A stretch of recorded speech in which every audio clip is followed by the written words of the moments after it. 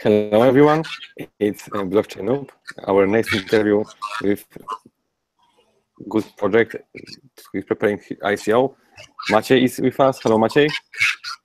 Hello, nice to meet you. Maciej is the team member of Project Stable. Can you explain in a few sentences what this project is all about? So in few sentences, it is about low volatility digital token. So when we approached, well, we've been investors and proponents of cryptocurrencies for a couple of years. And whenever we sell the idea to our friends and family, they say this is just too risky. It just goes up too much, goes down too much, and this is too risky for us. And so we thought about constructing a token that would simply not be that risky as Ethereum or Bitcoin. Yeah, and that's the general idea. Okay, so your coin will be not for investment, more for usage for payments and this kind of stuff, right? Well, we also think about investments, but for those participants who have lower risk profile. Yeah, so if you look at Ethereum or Bitcoin, the corrections, the drops have been 70, 80, even 90% in the beginning. Just this June, we had like 60% drop in Ethereum. So this is unacceptable for most people to invest and to park money. So yes, this is for investments, but it will go up, let's say, slower in lower increments, and we will especially control the drops. Yeah. So this is what investors are worried about. That's a very good sentence, because my question is how exactly this coin will work that it will be stable. How the mechanism will work. Okay, so there are like two areas. First, the value of the coin will be known and published. Yeah. So as part of the project, we will have a certain asset base that will come from the ICO, and those assets will be say employed in different trading strategies, in different arbitrage positions, and so we will know what the value of the project is, and we will publish that. So generally, like any sensible owner of the token should not buy for much more and sell for much less than the token is worth. So that's the first anchor. And then there will be a second mechanism that we will simply put a ceiling and a floor for the token whenever it will be listed on exchanges, on cryptocurrency exchanges. So we will sell the token much above the value and buy the token, like redeem the token below the fundamental value. And in this way, we hope that investors will not stray too much from the fundamental value. Okay, so you earn some money in ICO, and you will use this money to trade on your token to make it stable, right? Yes, that's one of the good explanations. Okay, but there will be someone else that has more money than you. Break your idea in 1 hour, right? Well, that's the question, whether those investors will be rational or not. Yes, if they will want to purchase something that is worth $1,000 for $2,000, well, we count on rationality of owners, yeah, to some extent. Yeah, but they can just have idea. Okay, let's pump this token. It's called stable, but we'll make it grow one day. And said to a lot of people, it will grow in the next day, so they also can earn money on this. So yeah, I think it's quite risky. But if you are in the money, can you tell me what is your goal about money in ICO? Well, first of all, we do not have hard caps, so we do not limit the amount of tokens, because some of the stuff, if you look at this way, there is like $140 billion worth of tokens currently. So this is already a very deep market. So we think that even like a couple of dozens $million, like, I don't know, 30, 50 or $80 million is it's not like big compared to the total market if you want to make transactions in this market and stabilize it. Yeah. So to get that much, say 80 million, we have been looking at wherever between $5 and $10 million. This is what. As I read your website, you sell all the tokens, right? Generally, the idea is that there is like 0.5% of the tokens that go to Ethereum miners. So those are some big guys, yeah, especially in China, and we want them to know about the project. So there is a smart contract that distributes to them the so-called stable awareness token. And this token is exchangeable into STB, yeah, it's a stable token. But other than that, 99.5% of tokens created during the ICO go to the crowdfunders. So we keep nothing, and we as a team are financed from the ongoing fees based on costs and success fee. Okay, so you have no tokens, and let's say you get this $20 million. And what is your motivation to keep moving this project? You already get the money, you can give this money. Mm-hmm. Yeah, so the motivation is success fee. So whenever the value of the token goes up,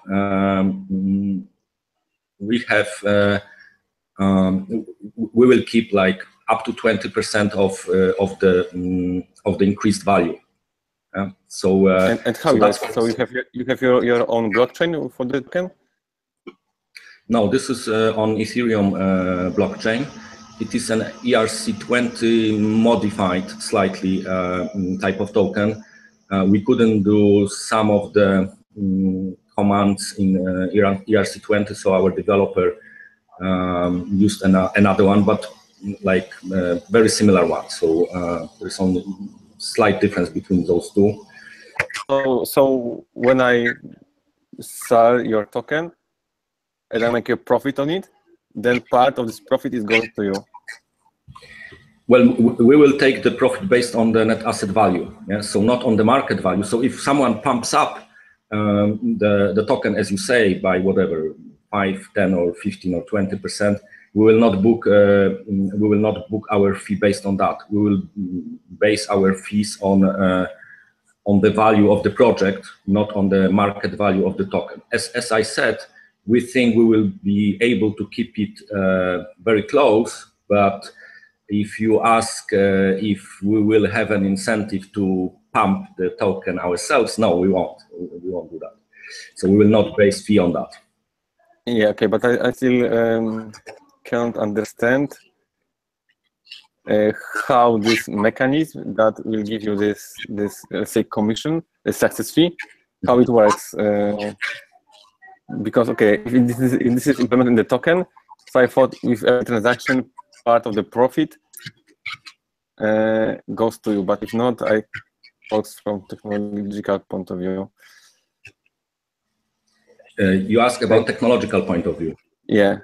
How is it possible that the part of the profit will go to? Mm-hmm. So generally, we would like to base this fee on the audited value of the project. Yeah? So when we will set up the legal entities, there will be some outside company that will audit how much assets and liabilities the project has, and so this will not be like purely technological in the smart contract. It will not be written purely in the smart contract, but will be taken from the assets of the project. Okay, but I have a token, I make a profit, and now you want your success fee from me, and how it works? Well, we will not be taking a success fee from you, from yourself. Yeah. So generally, well, technically, we will put a reserve into, let's say, the books, the assets of the project with every, say, profitable transaction. Yeah. So like 20% of the transaction will be reserved for the fee. And so wherever we will be publishing the net asset value, it will already be including the reserve for all of the costs and fees. And this reserve is implemented in your token, right? So no matter which exchange I will use, the reserve will be made. You can see that. So, well, when you get the token, I mean, I cannot take like portion of your token away. Yeah? It's just yours. It's in the blockchain. So yeah, so technologically, this would not be possible. Other than I don't know how to do that. So basically, the fees and costs will be deducted from the assets of the project periodically, but reserved like with every transaction. Okay. Can you tell us a little about your team? What is your background? How many developers you are, and so on? Well, we have financial background. So me and my friend have about 15-20 years of experience. I started in a commercial company and ultimately left the company when I was chief accountant and treasurer. And then actually since 2005 or 6, I moved to capital markets. I've been interested in precious metals. So Bitcoin was very close to my heart in terms of that this is another type of money, and we do not have that many types of money. My co-founder is from banking and also asset management. So he started several hedge funds in Poland. So he started algorithmic trading hedge fund and also fund of hedge funds. And currently in Liechtenstein, he works on part of the portfolio of a big Liechtensteinian hedge fund, and he specializes in volatility selling strategies. We have a developer. Currently, we work with an entrepreneur and experienced developer, also about 20 years of experience, who had several startups. And whenever the ICO ends and we can roll the project, we have a couple of more developers like hired and working for many years for Conrad. So depending on the scale on the project, we will employ either more or less people in terms of development. This is necessary for our trading algos. Yeah, so we have some of them ready from our financial career, but some of them will have to be adjusted to cryptocurrency exchanges. Okay, can you tell us about the current state of project? What already you have? Well, so you've seen the website. We have ICO upcoming on the 3rd of September, and it will last for 4 weeks. So basically, we are in final days of preparation. We will launch the token and smart contract next week. So a couple of days before the ICO. This is also, I think, good because we had this issue that whenever a project publishes the crowdfunding address, Ethereum address too late, this is like prone to hacking. So we want to announce it a couple of days earlier and on several venues so that like the address will not be hacked and stolen. So basically there will be 4 weeks, and there are premiums for early participants. So these are 6%, 4%, and 2% premiums. As you can see already, these are generally lower premiums than for some other tokens. So in the first week, the crowdfunders will get 6% premium, so 6% more stable token for the Ethereum transferred, and then 4% and 2%, and in the last week, this is the baseline exchange ratio. This is in the smart contract currently. Okay, and this smart contract is already done, right? Yes, it's. I can see link to GitHub on your website. That's why I asked him. It's at the very bottom. So the smart contract is on GitHub for a couple of weeks. Oh yeah, GitHub, I see it. Yes. So basically, it's been tested. We tested it on private blockchain, two test environments on Ethereum and even on the live Ethereum blockchain. So, in fact, we have already done the ICO with the smart contract, but well, it wasn't published, and there was like a couple of ethers transferred and a couple of STB tokens exchanged. So it was tested already on live Ethereum blockchain. Okay. Okay. So let's assume that I will buy your token, and when it will be ready to be tradable on exchanges. Well, this depends on the willingness of exchanges to list. Yeah, we have approached several of them. There will be pay them for that. Excuse me? Yeah, we can pay. Yeah. What we would like to do first is the post ICO audit. Yeah, so we want to have an external company that will simply sum up all of the assets of the project and will certify that many Ethereum tokens have been like collected and they are on this and this addresses, and we have control over those addresses. So it may take them, well, probably a couple of weeks, yeah, a week or two, to issue such statement. And then, yeah, the technical setup by the exchanges. This is an Ethereum based token, so there is no new blockchain, so it should be faster for them than totally new blockchain. Okay. To sum up the interview, I have like 3 things that I think are quite risky in a project. The first is that someone can have just more money than you and can just destroy entire construction. The second is that I don't really know how this success fee will work because it's your motivation to run project in the long term. Mm-hmm. So it's also called that I'm not really sure if it's not just a scam that you want this 20 minutes and go so nice islands. So for me, it's quite risky to invest, especially if the idea of the company that the profit will be not so big. So usually I'm quite interested. Okay, I can take a risk if I see potential for the big profit, but in this case, not. Okay, so generally we think that the proportion of risk and reward for our token will be as good or even better than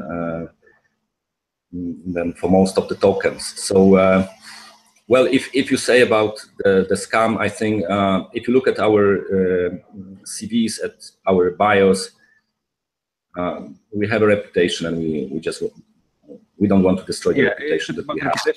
I have one more question. Do you have like the big partners like banks or hedge funds that are your partners and they just film by they name your idea? No. Generally, as you know, the big financial firms are currently wary to locate the capital in such projects. When it comes to funds, there is an issue of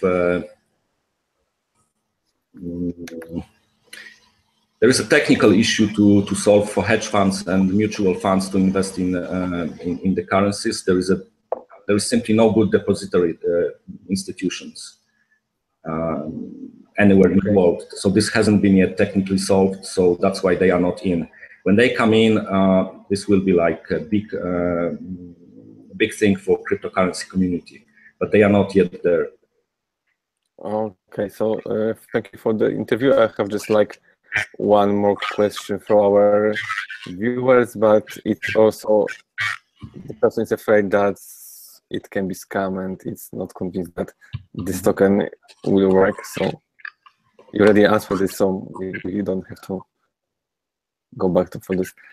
So your ICO will start on the 3rd of September, right? Mm-hmm. From my point of view, it's quite risky, and I will probably not invest my money. But all the viewers can decide on their own if it's worth to invest in this project or not. Thank you for the time, Maciek. I wish you good luck with the project. Thank you very much for your invitation, and see you.